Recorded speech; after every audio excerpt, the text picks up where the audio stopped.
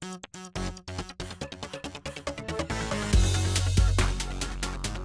everybody, it's Chris from Rocket Lasso, and I've got another tutorial. In fact, it's the second tutorial in my weekly tutorial series. Hopefully it keeps on working out that way. So far, so good.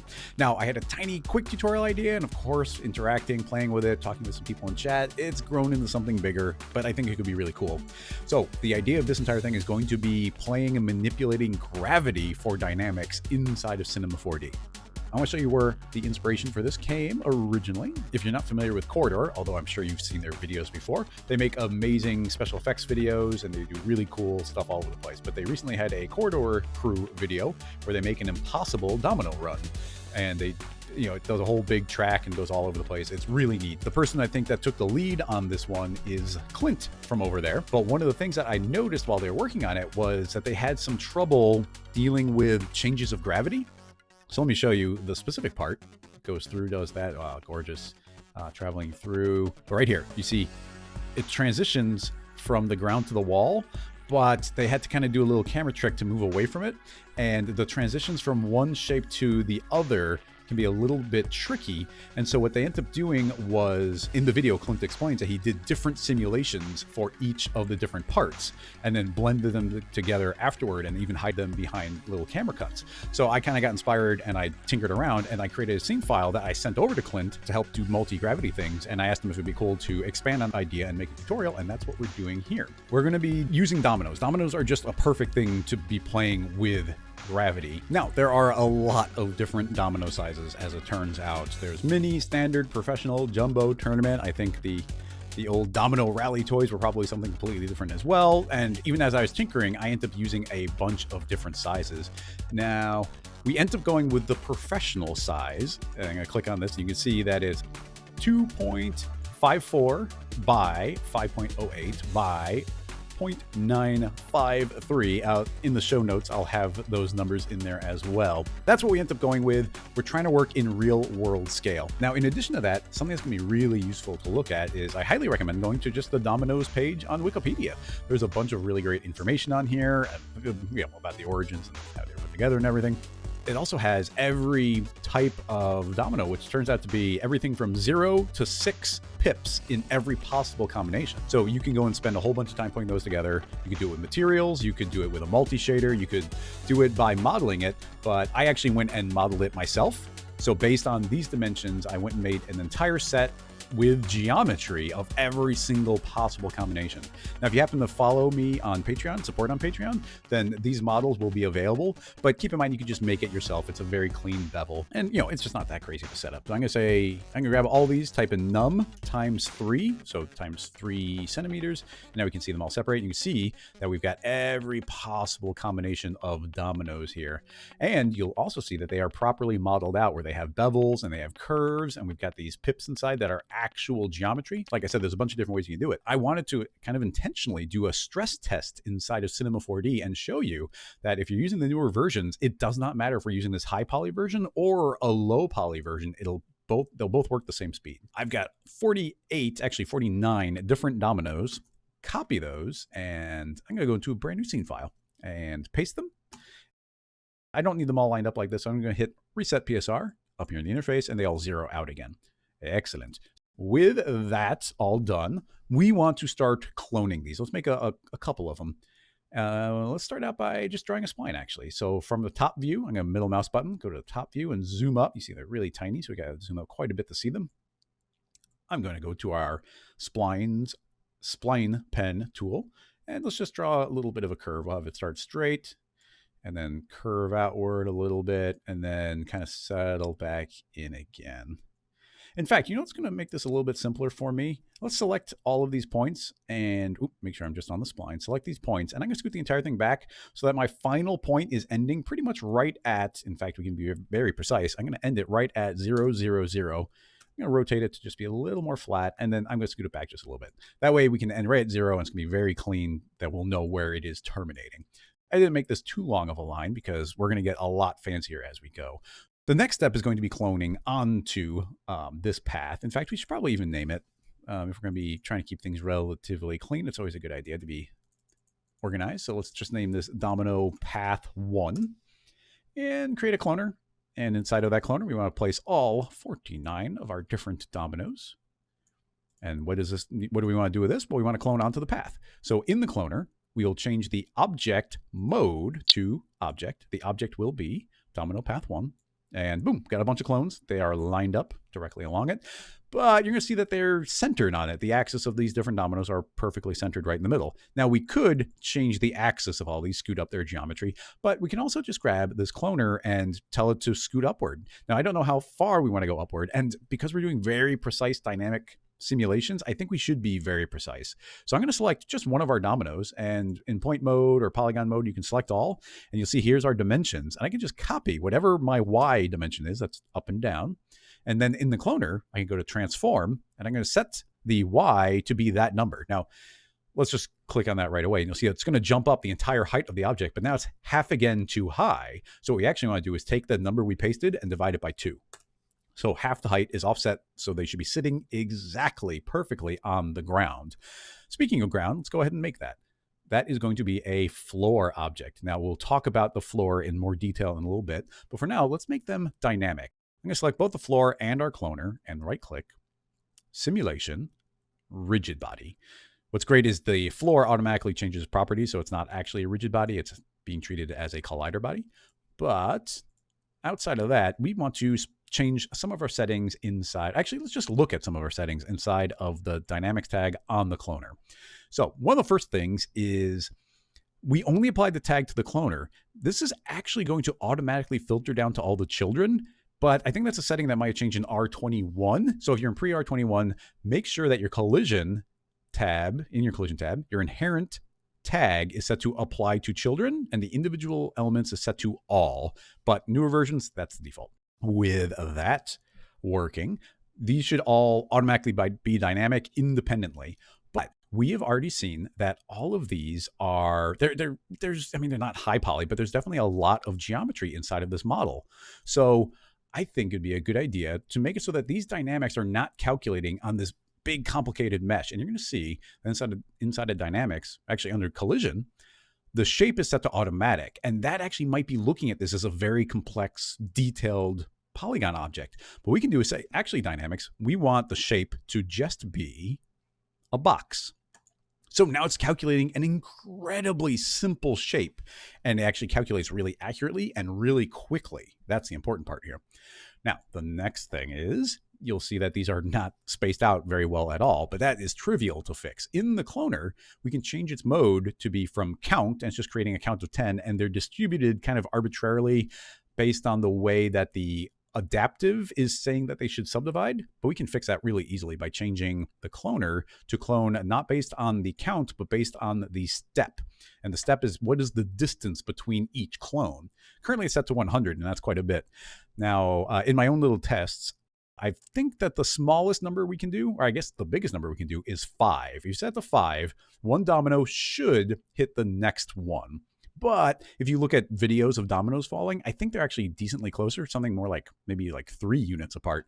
You can see that they actually are quite a bit closer. And I think they look cooler when there's more. But of course, that's going to take longer for it to calculate. So why don't we, for now, split the difference and set it to 4? So there we go. It is automatically cloning a bunch of them. They have very clean, even spacing between them. We can see the individual dominoes each being set up. Now, right now, they're going to iterate in the order, and honestly, that's fine. But you could also change it to be random. It's going to randomly choose which one of its children. So now, you might get 2 in a row of the same type, when they'll just be randomized. So, that's fine with me. Excellent. Now, why don't we do a quick dynamics, test here? Let's run the simulation now. If this is working properly, we should be able to hit play, and effectively nothing should happen. If I hit play, and excellent, nothing really happens. You see, they're just sitting there because they're perfectly on the ground. So let's begin the chain reaction.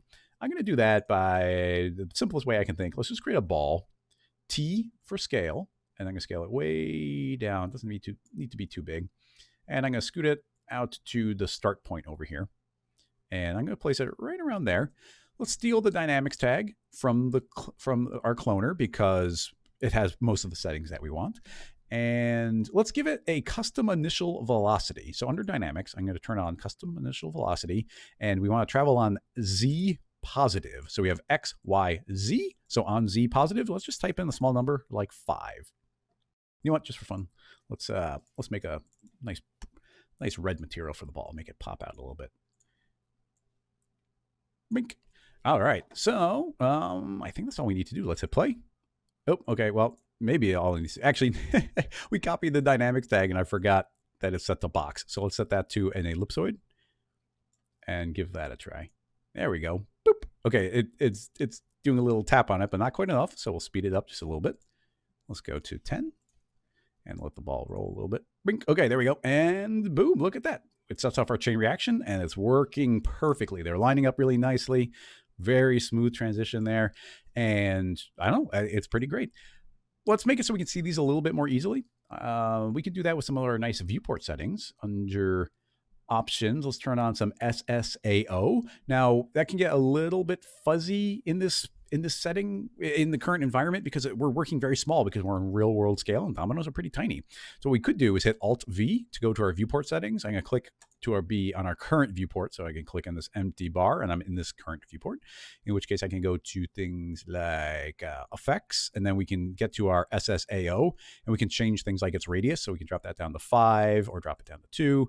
Actually, we got to be careful, get the right one, but it's something that makes it so we can see the shadow just a little bit more.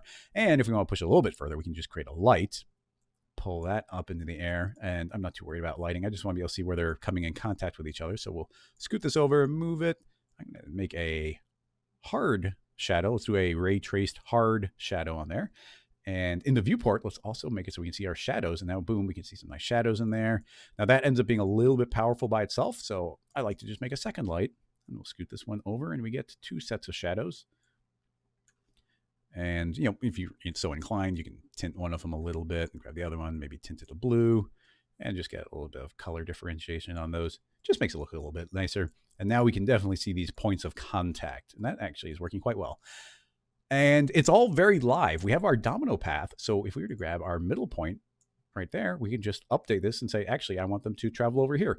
And actually, that just did something that I'm kind of glad it did, which is it flipped them upside down. It flipped them upside down because our rail, this path doesn't have a direction. So 2 things to keep in mind here. One, we could just say, okay, it inverted its direction. We can fix that by going to transform and figuring out which axis is correct here. I'm not sure which one is best. Let's do B. Actually, now I think about it, they're pushing them underground. So we'd actually, to fix this, have to go negative on our Y and all jump up.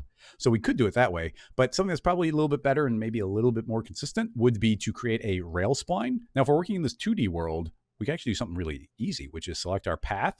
And I'm going to create an instance from it. So create an instance, and this will now become, I'll rename it. This will become our domino rail. Domino rail. And all I have to do is take the object of this instance and scoot it up into the air a little bit. And then in our cloner, in the object tab, feed it the domino rail. And then that is now saying that is up. And now you see it correctly has given us this orientation. And because we made an instance, any change that we make to this original one, the instance will automatically update. Now that's going to work fine in this kind of 2-dimensional plane. It wouldn't work in all instances, but in this case, that is working fine. And what should be cool here is, you know, any new configuration we set up here should automatically update and, you know, just kind of work. So that's a nice, fun, basic domino setup. But we're going to start getting a little bit fancier here. The first step, I think, to making this fancier is we want to control gravity. Currently, there's a global gravity going on. So let's turn that off. I'm going to say Control D, and that's going to bring us to our project settings. Controller Command D if you're on a Mac. And under Dynamics, under General, you can see here is our gravity. And that is currently saying it's 1,000 centimeters. I can set that down to 0, and now there is no gravity. I'm not sure what will happen. Let's hit play. And you see it's just going to keep on floating away. So we do need gravity, but we want to control it. And the whole point of this tutorial is all about field forces. Why don't we create a field force? Under Simulate Forces, we can make a field force. Now, I've done a bunch of tests, and I was doing the test originally with wind, and I found out that the magic number to behave exactly like gravity is 40. So if I type in 40, that should be the same as gravity. But field force, a good way of thinking of field force is kind of like thinking of it like wind, but we have to give it a direction. Now with wind, you just rotate the wind in any particular orientation, but here we need to feed it something to have a direction. In this case, we can feed it a solid. And by giving a solid, instantly you're going to see we have all these arrows. And what's happening is we're giving it a direction by saying, well, you can see right here, there's a direction, and this is X, Y, and Z. So this is saying that it should be applying essentially 1 or 100% power on positive Y. So essentially that means this is a wind of 40 strength aimed upward. Now, if we want this to be gravity, then we need to say -1 set to 40. They'll turn purple. So kind of got these little raindrops.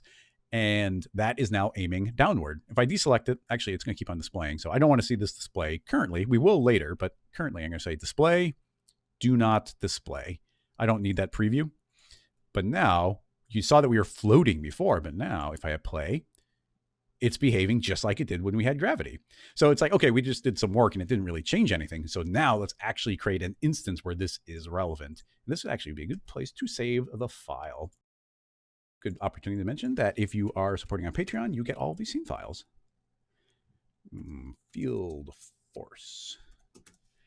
The entire point of this tutorial is to control gravity and kind of change the direction of objects. So for that, we need a kind of a different plane. We need some dominoes that are on a different surface. So why don't we create a wall for ourselves? Really straightforward. We can duplicate the floor, rename it wall, and we were very careful to create a spline that terminated right at 0, 0, 0. So if we're on model mode, I can select the wall and start rotating, in this case on X, but just flat up on this wall here. Hold down shift and I can snap to 90 degrees. And now we have a wall right there. Now, if we had regular gravity, everything would always pushing down. But now let's see if we can control this in a little bit more of an interesting of a way.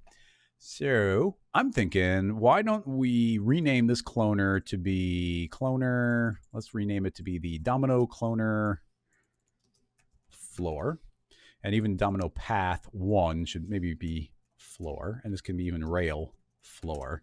And the reason for being so specific is we can select all those and copy paste. It's a good idea to copy paste and not control drag in this type of instance, because it means all of the 3 items that we just had selected will maintain their relative relationships to each other. Otherwise, something like the instance might link to the previous instance, things like that.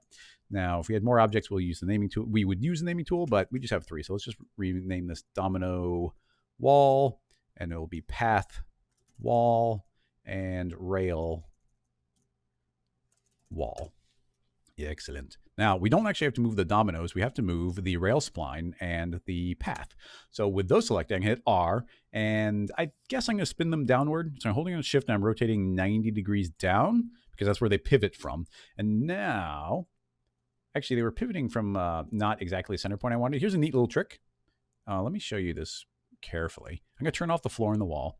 And you can see that actually I have 2 things selected, and the axis is going to that center point. So if I rotate from that center point, it's actually pivoting kind of in that middle between, but I really want it to pivot from this bottom spline. So if you have more than one object selected, something that's cool, let's zoom up enough, without even changing any mode or anything, I can just click on one of the other axes, and it's going to jump my pivot point to there. Nothing else changed, just where it's going to pivot from. So with that new axis kind of being our target, I can hold down shift and rotate this down, and it's pivoting right from that. And by doing that very carefully, you'll see that I can now move that spline up, and it should be perfectly lined up with the wall, which is pretty much perfect. Excellent. So now we've got some dominoes, and they are right on the wall, ready to rock. Now, in the corridor video, they were forced to bake different systems and they couldn't have them interact. But now we have the luxury of, we should be able to make them interact. So we're going to want to build a very kind of special tower right here that's going to make it pivot. But before we do that, why don't we make sure that the gravity is properly pushing everything in the correct direction? So the dynamics right now are all seeing the forces all the time, the field force all the time. So if we're going to play, what's going to happen? Well, everything in the wall is just going to fall down. In fact, we get the dominoes pushing from both ways. So why don't we fix that? Why don't we, have different directions of gravity? Now, one thing we could do would be make multiple forces. We can make a field force and say, just apply to this one. And we can make a different field force and say, just apply to these dominoes. And they could both blow in different directions. And that's a completely valid way to do it. That's the way I used to do it. But these are field forces, and we can control them in more dynamic ways. So instead of using this solid, why don't we get a little fancier? I'm going to delete the solid out from our field force. And this time, what directions do we want? Well, we want like left and we want down, kind of like left and right, up and down. Currently, the field force, of course, is just pushing everything straight down, but we want to change this to be multiple directions. How would we go about doing that? Well, what shape might do that for us? Let's delete the solid. We don't need it anymore. But what we do need, I think, is a box field. Let's turn on the box field. And the reason we want to use this one is because it has 6 different directions. We got kind of up and down, left and right, and then in and out. We've got a whole bunch of different orientations. And if you take those to their extreme, then that should give us those 6 different directions. Now, we want to preview this a little bit. So we're going to go back and turn our display on inside of the field force. Turn on display box, and I'm going to crank up the line density. You see it's giving us all of this information. Now, the shape of this one, the box is a little bit, I don't know, I'm still trying to wrap my head around it. This is too much information. It's really hard for us to be able to tell exactly what's happening here. So what I like to do is change our display box size to just be a single slice of this, not a big volume. So in this case, we've got X, Y, and Z. X is the one I'd like to slice on. So on X, let's put 0. So we got a kind of an infinitely thin slice of that, and we get a cross section. Now you're going to see it looks a little bit weird right now. And this is going on where I don't quite understand the box field all the way. But if we select it, and I'm going to hit R for rotate, and let's aim it on Z. Z seems to kind of be like an up and down. Well, in general, in cinema, Z is sort of forward and back. So I'm going to rotate this exactly 90 degrees, positive 90 or negative 90. And you can now see that in the viewport, we are seeing a nice little preview of these different directions. We can actually see it kind of pointing left and right and up and down. So that is giving us our different directions. As long as that seems to be working, let's go ahead and tweak a couple of these settings. This is giving us 2 bits of information. It's giving us direction, and it's giving us the amount of power that there is. And the power is based off the fall off here, the remapping. Currently, it's got a strength of 100, but it falls off to 50%. I'm going to say, you know what? I want full power all the way from the center, all the way to the outside. Excellent. In addition to that, we get a directional bit of information, and that's in the direction tab, but we'll do that in a moment. So currently, it's a little bit small. It's big enough for our scene, but let's say it was a lot bigger. We wanted to be playing with a much bigger sort of sandbox. Let's jump this up to, I don't know, let's say 500 by 500 by 500. So now we got a really big box, and that's pointing in all these different directions. Now what we want to deal with is this kind of downward direction and this left direction. So let's go to a side view. Let's try this one. I'm going to middle mouse button click, and you can go to your 4 views, and I'm going to click on my side view here. And all I want to do is have this box be lined up in the corner. Now we're getting this really nice preview. I don't need to see that right now. So under field, let's turn off box preview, and let's just select the box field. Now we could select the field force, but let's just grab the box field, because the field force itself is relative. It's just doing what we feed it. So we can grab the box field, and I'm going to move it up in both orientations and just line that up really nicely right there. Now, if you want to be really precise, and you might want to here, I'm going to zoom way up, and our floor and our wall are meeting right there. So we still have the move tool selected, so I can just scoot this and very precisely put it right there. I'm going to let it overshoot just that little bit to make sure it's working, but I think that's pretty much all we need to do on that. So zooming back, our middle mouse button, zoom back up on our scene, and I think that's all set up, but I have a feeling it might look a little bit weird. So let's hit play and see what happens. Whoa, okay, everything flies away. Why is everything flying away? Well, you can see actually that the stuff on the wall is flying to the right, which is exactly what we want. Well, it's not what we want, but it's kind of the correct idea. The one on the ground is floating up. So it's kind of the opposite of what we're going for. We can fix that really easily by going into our box field, and under direction, we can turn off invert direction. By default, it's on invert direction. Most of the time, that's what you'd want, like things kind of pushing away, but we can turn that off. And now let's rewind, hit play, and look at that. The stuff on the wall is staying on the wall, and the stuff on the ground is staying on the ground. So we hit play and let that roll. But of course, that doesn't have anywhere to go. We also need more frames. So let's jump this up to, I don't know, probably about 200-ish. And, as this travels around, it's going to boop, just fall and not go anywhere because there's no transition between these two. Now, just for fun, we can build a transition between these two. In the Corridor Crew video, they didn't have systems that could interact, but now we have the opportunity to make them interact. So we have to build something clever to be able to make this transition happen. There's probably a bunch of different ways to do it. I bet you that you could think of a bunch of clever different ones. In fact, I just thought of, I think, a new one where you could like have a little spiral device. But I think it might be fun just to make a little tower, like make a little construction that might be able to offset these the way I want to. So we'll see how quickly I can do this. If I have trouble, we can fast forward and I'll show you the solution. But I'm just going to scoot all of this away from the wall, just a little bit. And now I need a domino to play with. So I'm just going to grab domino 48. And hold down Control or Command as I drag a copy of it out, and I need to take the dynamics tag and move it onto domino 48. So I've got a domino I have complete control over, and it's sinking through the floor, so we do need to move it up half of its height. And as I said, we could move the axis down. That could be a good idea. So here's my thought. If we make a domino that is sitting in the correct position, we can kind of do this cantilever idea. If I scoot this over, let me just show you the idea. I'm going to make a second copy of this and hit R for rotate. Let's spin it to be laying down flat. And E for move. I'm going to scoot this up. If we were to do something like this, if something pushes down on that one, that side will push up. So that's the basic idea of what we're doing. But we need a little bit more room to do this. In fact, you know what? I don't even need to see this collection of dominoes. Let's just build our structure. Now, if we're going to kind of do this little cantilever type of thing, let's position them maybe a little bit further out. So this will kind of boop that right on the bottom. I'm going to keep using copies of the same domino because I don't need to spend time making sure they're all visually different. So the next one, let's make a copy of that one and this one. This is getting really specific, but I think it's kind of neat. I'm going to move this one over a little bit. And my thought is we need a second domino. In fact, we need another hat for that one. So let's create a copy of this one that's floating, and let's give that one a hat. So this is kind of carrying, this is two dominoes. These two will carry those two. So if we put a midpoint one on this, maybe something like that, if this domino were to fall, that will fall, this will fall, and hopefully this will push down on that and push up on that one. No idea if this will work, but let's give it a go. We can turn on our other domino set, and we need to line this up properly. So we'll just grab its path and its rail and scoot this over until it's far enough over. Let's about get the correct spacing from there to there. And let's see if it can do that. I don't know if it will.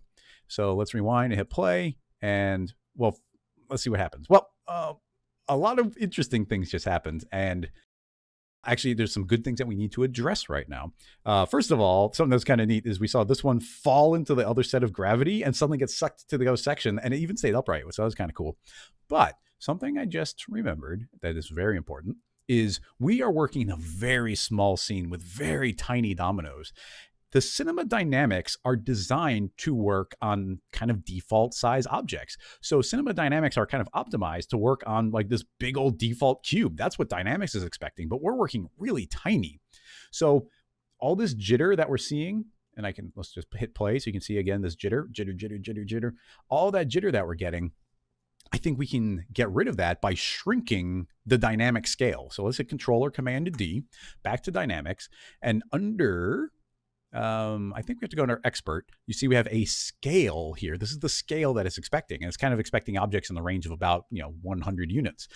I think we get away just by dropping this down to 10. So we're dropping it down an order of magnitude, and let's see what happens by doing that. If I hit play, well, it's still jittering a little bit. Okay, I just had to do a quick check, and I forgot that we're still running on steps per frame at 5, which is pretty low. I'm going to jump that up to 10. We'll just double that, so it's calculating twice as many times per frame. And now if we hit play, at scale at 10, steps at 10, hit play, you can now see that that's quite stable the way it lands on it. but you're going to see that the friction is a little bit high for what we're running into. So we need to maybe fix that a little bit. So I'm thinking, why don't we grab all of the dominoes? So I'm just going to grab the dynamics tags of all the dominoes. In this case, I've got 6 different ones I need to do, including the cloner. Let's chill out the friction a little bit. The friction is very high, so the dominoes don't want to slide off each other, but they're very smooth objects. So let's cut this in half. Let's say the friction should be at 45. And let's give that a try and hit play. And boom. Okay, well, that was able to smack it away now because the friction was lower, so they're able to escape. So now we just need to figure out the last little bit of this. You see that this domino seems to be ramming into that one. So let's just give this a little bit more space. I'm going to grab both of these dominoes and scoot it a little bit further away. So hopefully this one won't hit that one. And I don't know about like where the weight distribution is, but let's just scoot this one a little bit over. I'm just eyeballing it, and who knows what the actual solution will be. But now I'm going to grab the path again just to scoot this forward a little bit more, just like before. Same collision where it should be able to smack it down. Let's try again. Hit play. Boom. Oh, look at that. We got it working. It didn't take too much trial and error. So actually, let's just rewind and see what we get. So rewind, hit play, deselect. So we got our nice little tower here. Hit play. Boop. Oh, look at that. It worked absolutely perfectly. Everything about this exactly the way I wanted to. And it's just really exciting to see it work. The ball is actually colliding in the wrong spot because we kept scooting everything over. But the tower is doing exactly kind of mechanically what we hoped it would, which is, let me frame by frame it. It's going to fall. It gets smacked away. It starts falling down, but before it has a chance to hit that one, this one is pushing down, which means that pushes up, and that's enough to trigger this, and that sideways gravity is just taking over, and they continue to be dominoes falling up the wall, which is absolutely wonderful. Like I said, there's a lot of different mechanisms you could probably do here. One thought I had would be if there's like a little spinning wheel here, like a little, just imagine there's like a little plank of wood here or a long domino. If it had a pivot point and a center point, it could like kind of pendulum, and it'd smack it, and then the pendulum would spin and hit it, or like a little water wheel. You hit the bottom part and the wheel would spin and hit the top part. A lot of different things you could do, but I just wanted to figure out a simple mechanism to do it out of straight dominoes like this. So that's kind of neat. All right, that is working perfectly. It demonstrates the basic idea of taking control of gravity itself so that we can manipulate dynamics in different ways. Let's just scoot the ball back a little bit so it could properly bump into that. And I think that is working great. Let's save the scene file. Now it's time to make this a little bit fancier, where you can really see that you can make gravity kind of do whatever you want it to. Now, everything about the scene is completely fine. I'm actually going to immediately save it as another version because we're going to strip a lot of it out because we don't need all of this stuff anymore.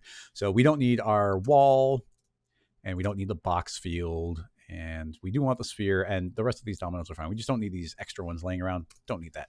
So let's push this really far. Let's make a spiral, kind of a loop-de-loop of dominoes. Definitely something you could not do in real life. So the thought would be pretty straightforward. Let's create a helix. And let's spin it on Z. And the radius is a little bit big right now, so let's drop it down to 50 by 50. Scoot this over. It's a little bit, oh, I think I mistyped 50 by 0. Let's do 50 by 50. And let's scoot this up into the air a little bit. It doesn't have to be perfect. I'm just going to eyeball it so it's there. Now, the spiral actually starts on one corner, so I'm going to spiral this a little bit more. Hold down hold down Shift rather as I rotate. And now we can have it right on the ground so the ball will be able to hit it. And, okay, we're doing kind of 2 spirals, but let's do 4. So I'm going to say times 2 on our 720 of the end angle. And now it's going to spiral more times. And we get this overall shape. Looking fine so far. We need some geometry. We could clone directly on the spline, but we're going to clone onto some geometry instead. And it's going to be the actual final geometry. So let's just do this step by step.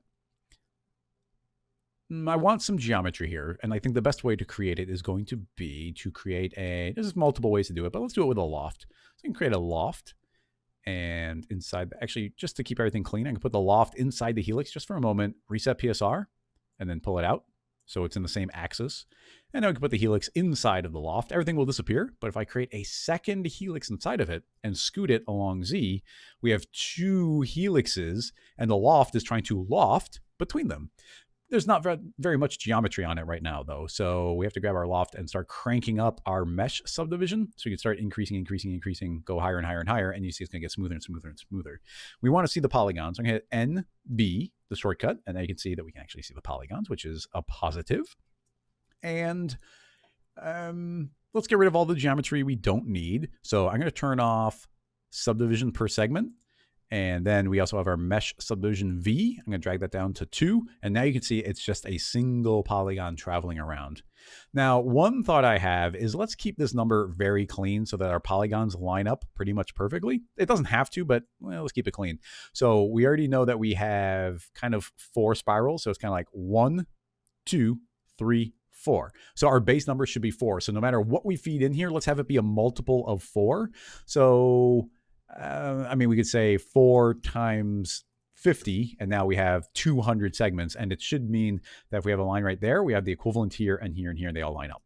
So that's just the basic idea.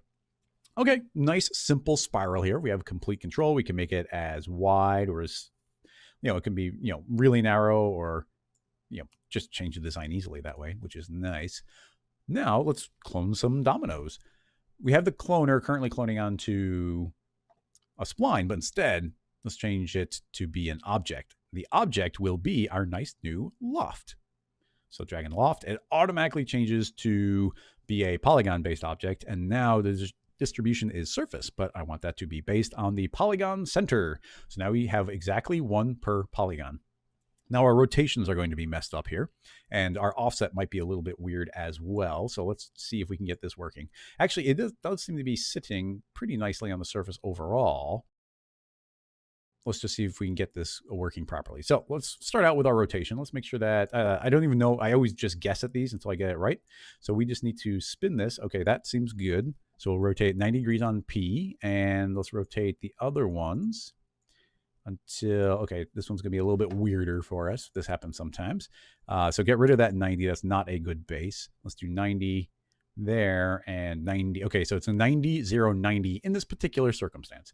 Now, because of the orientation these are cloning, we are pushing these up on Y, but whenever you're cloning to a polygon, it's always Z. Z is forward. So instead of this being cloned on Y or offset on Y, let's offset on Z. And actually, it looks like this is pushing them down through the floor. So I'm going to set it to negative Z. And now it looks like they are each sitting right on the surface of a center of a polygon.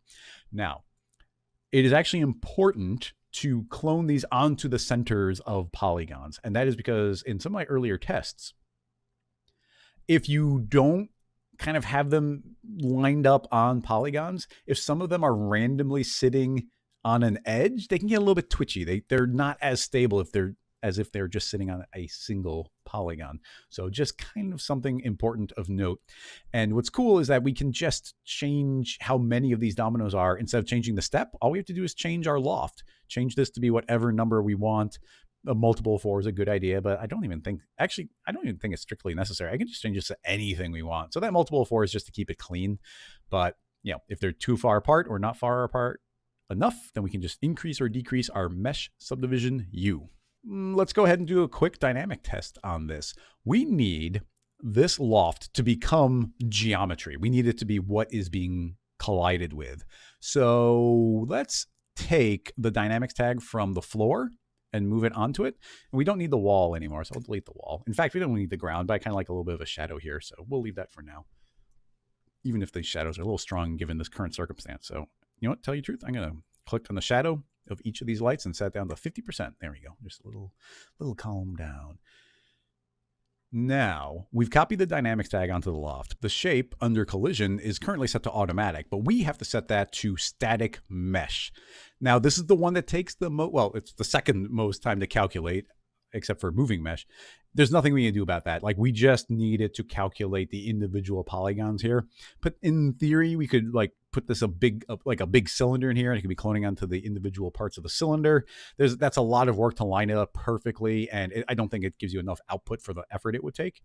So yeah, we're just going to calculate on every single polygon. I'm going to delete these paths. We don't need them. Keep our scene clean. So now that should be something that we can collide on. okay, that's working well. And let's move our sphere just a little bit. We don't have to move it too far. Let's let it wander here. So hopefully she can roll forward and hit that domino. And just for fun, why don't we hit play and see what we get? Okay, everything is just going nuts. You actually see it's just all flying towards the center. Now, the reason for that is our geometry is probably slightly intersecting our floor. It's actually perfectly sitting on the floor. So why is it just flying away? Because right now we deleted everything inside the field force. There is no gravity. Gravity's turned off. So we could scoot these just a little bit away from there, and we might need to. But there's something else we need to deal with, and that is in dynamics, there's kind of like a little bit of a margin of collision so that dynamic could more accurately calculate, or actually, more quickly calculate. And we need to deal with that. So I'm going to hit Control D, and inside of dynamics, there's a setting under expert called collision margin. And that collision margin is set to 1. Now, if you have a big giant cube, 1 is really small, but currently our objects are only like 2 inches tall. So this is a huge collision margin. So we're actually going to go ahead and just set that down to 0. So now it's very accurate in the way it's not seeing an invisible kind of force field around the object. It's directly on the object. And let's see if that helps at all. I think it'll help, but it might not solve it. Let's hit play. Actually, it does almost perfect. Some of these just barely seem to be intersecting a little bit, and everything else is just staying static. And that just means nothing's happening. This ball hits that, and then it just flies away. So it's not working properly, but at least everything's not flying away. Now, if we are inclined, we could go into our domino and just scoot these ever so slightly further away. So I can, just put like a 5 or a 6 on the end here and just let these like go a little bit away and just, and now actually there's a good chance that the reason these are floating away is because of this floor that we didn't delete. So, okay. Sorry, floor, you're in the way, and I'm going to delete it. So that floor, I think, was intersecting those slightly and making them float away. So if I get rid of that, boom, it seems to be working. We didn't have to worry about them being that little extra distance. In fact, because that wasn't the issue, we should repair that or go back. So this was 2.54 before. I'm going to put it back to that, 2.54. Excellent. So now everything is working perfectly. Collision margin completely solved that problem. Now we need gravity. What is the gravity shape going to be in this case? Well, I mean, just at a glance, it should be pretty straightforward. It should be cylindrical. This is a cylinder shape. So let's do that. Inside of field force, I can change this to be, having a new field, and that new field will be a, where is it? Right there, cylinder field. So we got a cylinder field. I want this to be centered in the same place that the helixes are. So I'm just going to make it a child of a helix, hit reset PSR, and now it has the proper rotation. Pull it back out, make it a child of the field force. We need the correct orientation. So we already know, you can see right here on this axis that it should be Z. So let's go to field and change the direction from Y to Z. So now it's lined up. It's got the correct direction. Now this is a cylinder. It has a fall off cylindrically and vertically. So what I typically do is make it like really long. Like we can make this crazy long, and it could be infinitely long, and it won't change the way the calculations are happening. Now, just for fun, why don't we go back to our field force, and let's turn back on our display and see what it is telling us is going to be happening.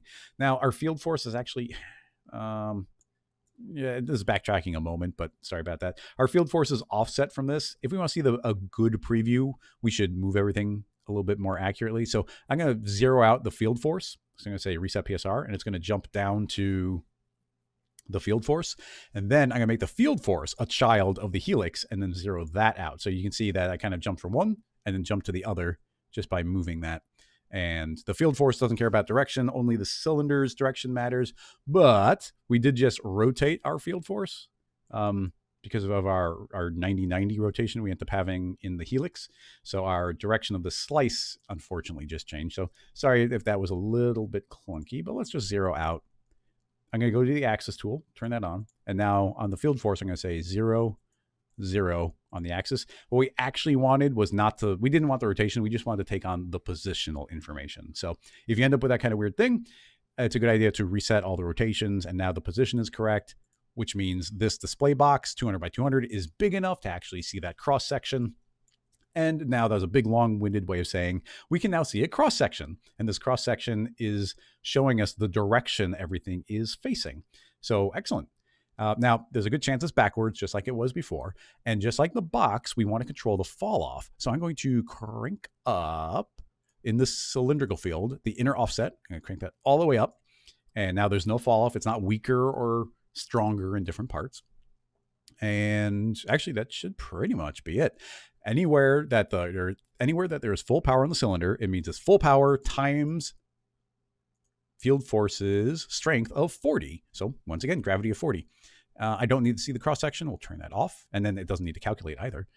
And we got the nice big cylinder. Everything's still applied. Let's just hit play and see what happens. Whoa, okay, everything's going crazy and hovering in the middle. And turns out that gravity was backwards again. Not surprising because the box had been, and this was a brand new cylinder. Let's click on the cylinder, go to direction, and let's invert the direction, or not invert direction, turn it off. And now everything should be pushing out. And if it's pushing out, it should be able to collide with our nice Helix collider body. So let's hit play and see what we get. Well, okay, working well, except you see, these are not flying away anymore, and they're all very stable, but the sphere fell away. So what I'm actually going to do is in the sphere's dynamic settings under forces, currently it's saying exclude nothing. So I'm going to say actually include nothing. And now it's not seeing that field force anymore. So that sphere is in 0G, and just its initial custom velocity is going to hopefully propel it forward. So that's the theory there. Let's hit play. Boop. Okay, so that hit. It looks like we're a little off center here. Yeah, just a little bit. Turn off axis tool, click on our sphere, scoot it just a little bit so we can get a better angle on that collision. Boom. Okay.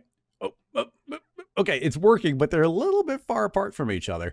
And I mean, I do want to stress that right now, we're just kind of making the shape, and I don't have a perfect formula. The idea here is that we're building a playground in which to set up whatever you want with dynamics and controlling gravity. Here, it's arbitrarily dominoes, but this could be anything. These could be, characters bouncing off of walls, or gravity changing on them. Could be a car driving around this with all these different variable gravities. Dominoes are just a really good way of showing it. So let's hit play with these a little bit closer together now, because we increased our subdivisions. Oh, look at that. Look at how good that is. And look at how quick it's running. I do want to point out, in fact, we should probably even do the test just so I can super prove it to you. Oh man, that is just working perfectly. We ran out of time. Let's crank up our frames 999 just so we don't accidentally run out again. Just to prove it, why don't we go back to, I'm going to go back to that original scene file. You see that we've got the original domino, which was none of the detail. And let's just take a look at our FPS. So I'm going to temporarily, let's just grab all these dominoes. In fact, I'm going to grab all those and just delete. We'll undo and bring them back. I'm going to paste in our one little domino and delete off that tag. And it looks like I centered the axis. So I'm going to uncenter the axis. There we go. So this should be identical to what we just had, except this is only 6 polygons. So as low as possible. If we hit play, and the same dynamics are being applied. If I hit play, then let's see what our FPS is. Well, actually, our FPS is about 16.23. As they fall asleep, they're re-triggering. So it looks like we're between like 16 and 23. Okay, that's working well. Let's undo, and we saw our FPS, which if you're curious, you can hit Alt-V and go to filter, and you can turn on, actually, you can go to HUD and turn on your frames per second, and then it gives you feedback right there. So I really like having that on. It's the only HUD interface element that I actually like. Okay, so I'm gonna hit undo a few times, and let's get our dominoes back. Okay, there's all of our dominoes. And now if I hit play, let's see what we're getting. 16. Okay, well, we're at 15, 14. Like just, okay, back up to 20, 21. So if it's slower, it's barely slower. And then what's even crazier is currently this cloner is set to instance. But what we can do is change this from instance to multi-instance, which I think came out in R21. And it makes them calculate in general quicker. I don't think we have enough of them to justify it speeding up too much. But yeah, now look, we're back to 17, 16, 17. It's never going below that. And we've got our full high poly version of these individual dominoes. So it is just incredibly robust. And just to recap, the reason for that is that we can turn on this multi-instance and that our dynamics are telling those dominoes to be calculated just as boxes. So they're really quick. All right. So this spiral is working awesomely. I'm actually quite happy with that. But let's go ahead and just take this one level deeper before we wrap up. And hopefully you're seeing the potential here. But what I'm thinking is this is cool. It's cool with a cylinder, but let's get rid of that cylinder. And this is kind of a cylindrical shape, but let's push it a little bit more. What if we had twice as many spirals to start out with? So let's say, let's grab our helixes and the end angle, I'm going to say times 2. So now we have, I think 360 times 8 now. So we got a whole bunch of those. Let's add some more distance here. Let's do, I don't know, what's a good length? That's too much. Let's say a length of 500. Yeah. And then this radius is pretty big. Oh, it's not too big, but let's drop this down to 25 by 25. So there we go. Now we get this tighter helix. Actually, let's pull this back to like 300. There we go. I like that. So now we get this nice tight helix, this really sharp curve going on. I don't know if that's a good number or a good distance on there, but that's still really, this is still pretty straightforward. Let's try and make it even a little bit more difficult on ourselves. Let's go to a top view here and let's draw a spline. Let's go back to drawing a spline. Let me undo the view there. I accidentally did. And I'm going to just draw out a little random curve for myself. That seems pretty good. Hit escape. Then let's go a little bit crazier still. I'm going to grab this middle point. I'm going to pull it up into the air. Let's grab this one and pull it down. And actually, I'm even going to rotate it down a little bit. And let's aim it backwards. T for scale. Make it a little bit bigger. So now you see we've got kind of this crazier curve going on. That's pretty interesting. So here's my thought. What if we create a spline wrap and we feed this under the loft? And by default, because we built this on Z positive, the orientation is correct. Or actually, sorry, apologies.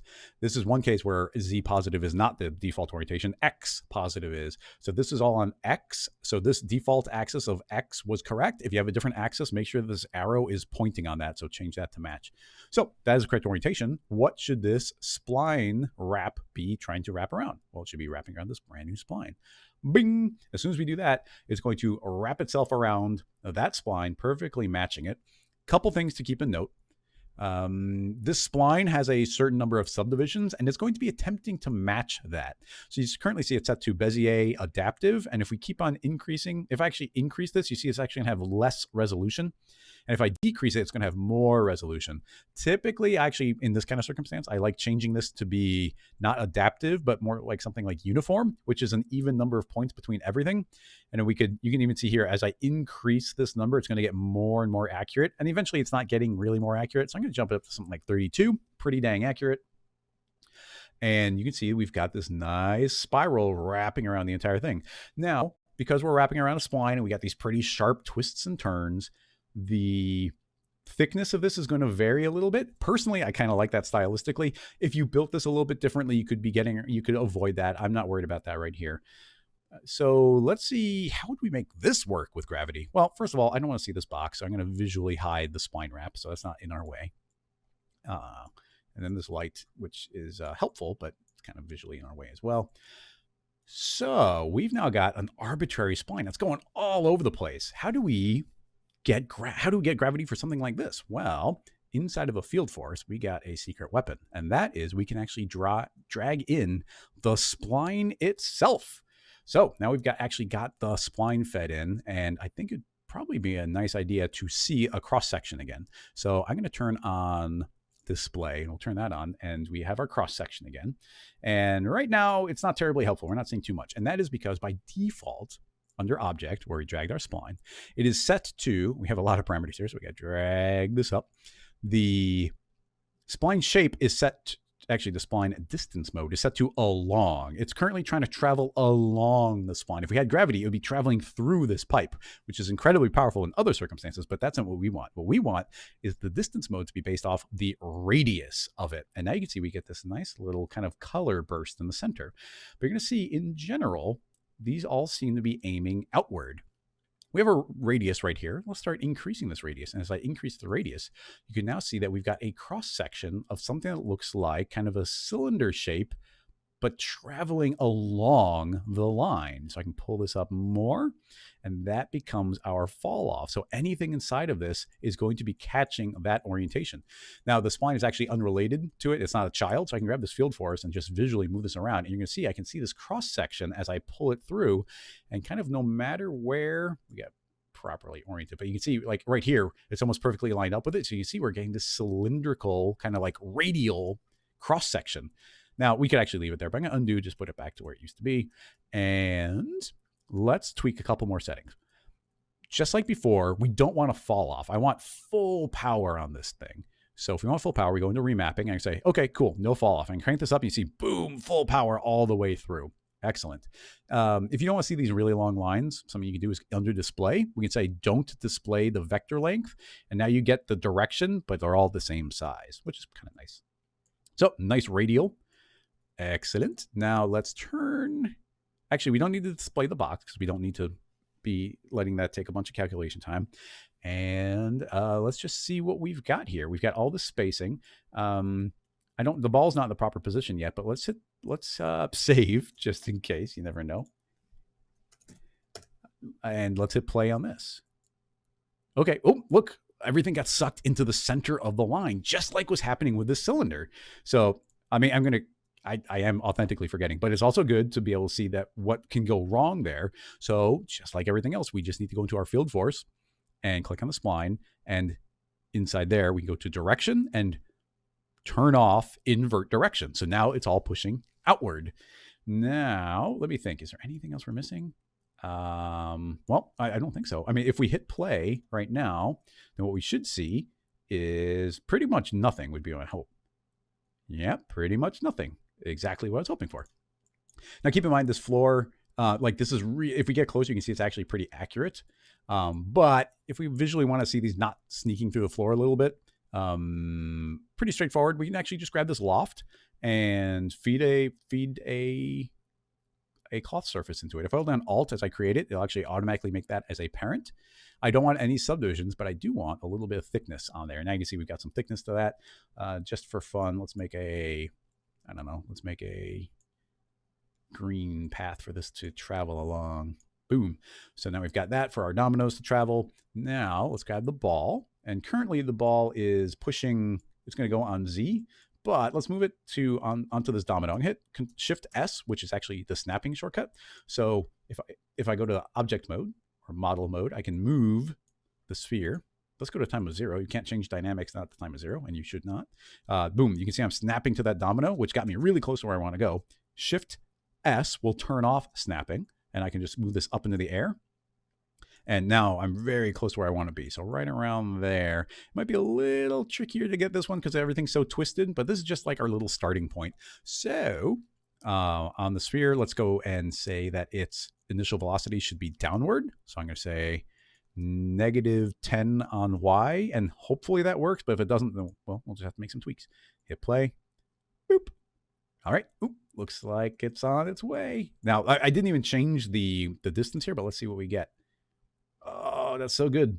Look at this. This is, I can't believe how well this works. We were just pushing the idea in the live stream beforehand, seeing how far this technique would go.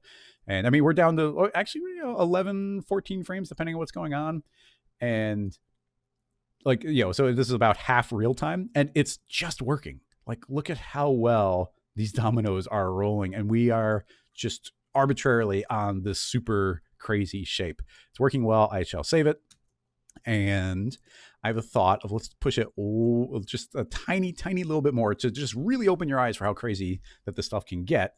Currently, we're cloning onto the inside of the spiral, but let's see if we can make it on the outside. Why not? So on our domino, well, first of all, we just added that thickness, and adding thickness was fine because the dynamics are calculated on the child, not the parent. So it didn't actually change any calculation time. So first of all, I'm going to invert that. So I'm going to say negative thickness. So it's not pushing up anymore. It's pushing in. Then let's just flip around our domino, which honestly, we're just offsetting we already have a good direction. So if I just take Z and say negative, it should hopefully boop pop out onto the surface. So now we're on the outside, and now we know gravity is pushing outward, which would be in this case the opposite of what we want. So this time we do want to invert it. So back inside of our field force, click on the spline. Under direction, let's invert the direction. So it should be pushing down. Now, of course, we just moved everything around. So our sphere is not in the proper spot, but we're still really close. So I'm just going to eyeball this, move it over here. Nice. We're just intersecting with that domino. So if I pull up just a little bit, the angle's a little bit more extreme. So I'm a little worried that this one might not trigger the entire start, and there might be a little too much distance, but let's just see. Okay, cool. We are now, just by changing a couple little settings there, we are now on the outside of all of those. Let's hit play. Let's see. Boom. Oh, look at that. It looks like they're a little far away from each other, so they're falling a little bit slowly. But just by tweaking a couple little settings there, we're now running on the outside of the system. Gravity, like we are now masters of gravity inside of Cinema 4D. We can control any aspect of it, any part of it that we want. And look at how fun and kind of weird and stylized we got this to be so quickly. High poly dominoes with actual modeled pips on it. The viewport looks great. We're getting all those real-time shadow, and we can put these anywhere that we want to. Now, just to kind of close out the loop here, if we were, let's see, what's a good way of doing this? I'm trying to think. I want to make this actually a little bit more violent, or make it so it's easier for them to fall off. So that's the thought. Let's grab the loft, and I'm going to lower the friction on it. So it currently has really high friction. So I'm going to drop this down to, I don't know, I don't want to go too low, but let's drop it down to like 33. So just by making that change, let's see if any of these dominoes will slide off the surface. Actually, we can actually probably, okay, so that one slid a little bit, but of course it kind of fell incorrectly as well. But that's something we can do is grab our Helix, and visually it's going to be a little bit hard to see, but you know how we built it on Z? If I scoot this, then we can actually make it thicker or thinner. And if I make these really thin, we're making it very likely for them to want to fall off. That's the idea anyway. So, but I want to make these fall off, because I think it's just another way of us making this slightly fancier, slightly more complicated, but just opening up the possibilities for making whatever you want. So it's going to slow it down a little bit, but I am going to add a couple extra subdivisions here just to make everything a little bit closer together. And okay, let's see if that works a little bit. Okay, it's definitely, we're slowing it down a little bit. And it did stop. The lower friction, well, the lower friction on the ground seemed to be bad. Not something I was actually thinking about, but heavy friction on the ground must make it so it can tilt over better. And if it can't tilt over, then it doesn't know what to do. But I don't know. I'm going to crank up the bounce, which is maybe dangerous. So maybe they become bouncier, and then maybe when they fall over, they're going to be more likely to fall off. The problem here is that it's too perfect, and they're not messing up. So I'd really like them to mess up a little bit. Come on, mess up. It's doing too well. How can we push this further?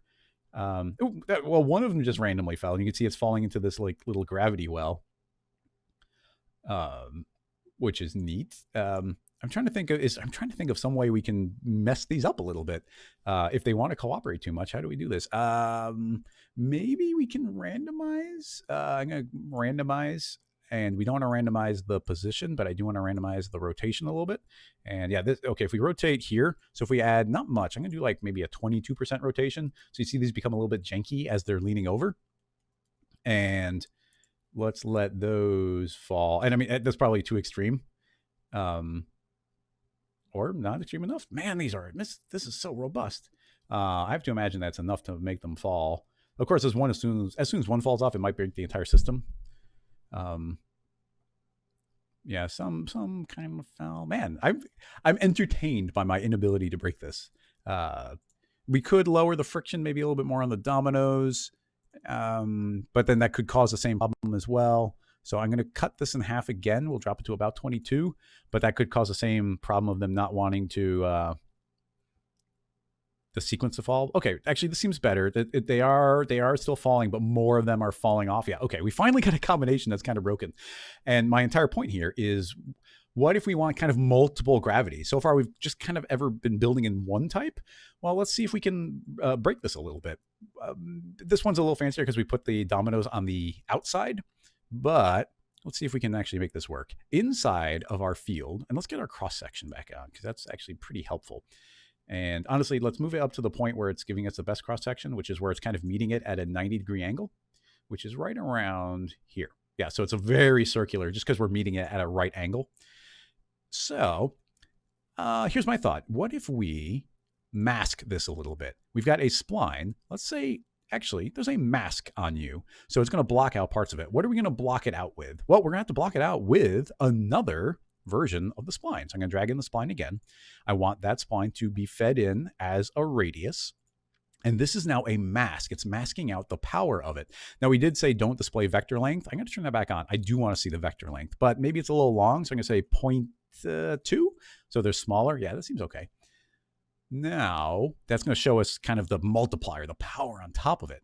So this is based off of this spline as a mask. So as I increase this radius, you can see, okay, it's giving some more power to these different areas, but we have the ability to remap anything that we want to.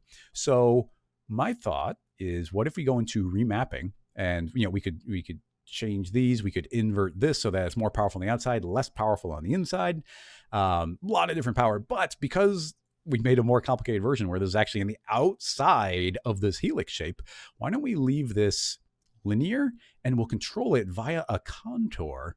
So we'll be able to visualize this hopefully very nicely here. So I can say, I want everything to be full power all the time. Okay, fair enough. But actually, what if we just made the middle full power at the center point? So if we pull down these edges, my hope is that we kind of get, oh, thank you. All right, sorry about that, it's back.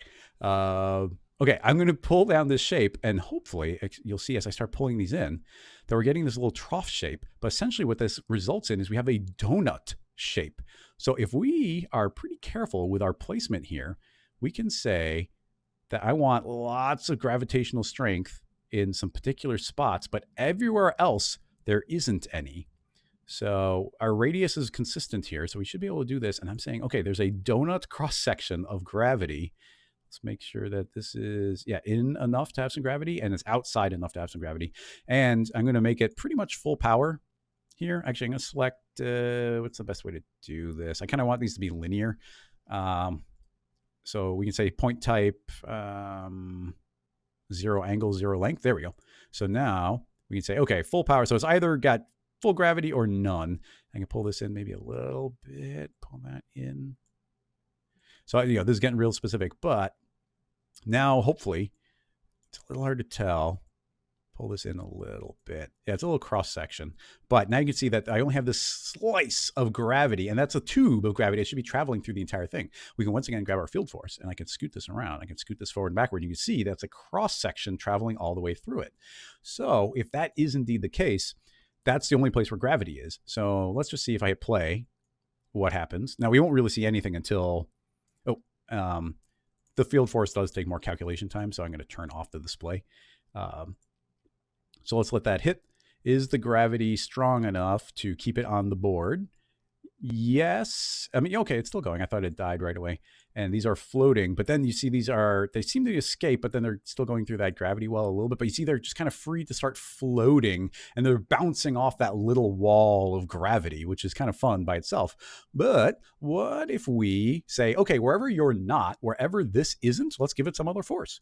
And that force, I think, should just be another solid. I'm going to turn on the solid. Let's make sure it's affecting direction. And that direction will be -1. So it's -1 everywhere, except where it's full power on the spline, masked out by the spline again. So let's see if that does anything for us. We'll let that fall, hit. It should be affecting it. And now, okay, we still get our same nice dominoes starting to cascade through. And look, as a domino falls away out of that little gravity well, regular gravity is going to take over, and they just fall away. Now, this would work a little bit better if they were on the inside of the tube. If they fell out of the tube, then they would get sucked away. Now we have like this donut shape, which is a little weird. But man, that's just, and they're all falling off now because of the low friction. But look, I mean, it's still traveling. It's still doing the domino thing. It's just the lack of friction. They're sliding off. So this is, oh man, that's perfect. So we get it. Man, if I was trying to make that work, I don't think I could have. Finally, one of our random rotations wasn't working. I'm shocked at how robust just general domino stuff works. Like, I didn't think you could set up dominoes at these funky of an angle and still get them to work, and they do. Okay, so I think that's going to have to wrap this one up. We went probably a little further than I was intending to, but it's a lot of fun. Went a little bit off the rails, concerning this was originally going to be a quick tutorial, but I decided it was going to be a longer one when we saw all the cool things. There are so many possibilities with this technique specifically. I've mentioned again and again that just field forces are so powerful that we've not scratched the surface of it. And just this is a demonstration of an entire category. It's like a whole field of research that could be done just playing with manipulating gravity using fields. And the possibilities are just so insane. And like I said, don't just do dominoes. There's so many additional fun mechanisms and tools and weird things that could be done. So just don't make the same thing. Because nobody likes seeing the same thing again and again.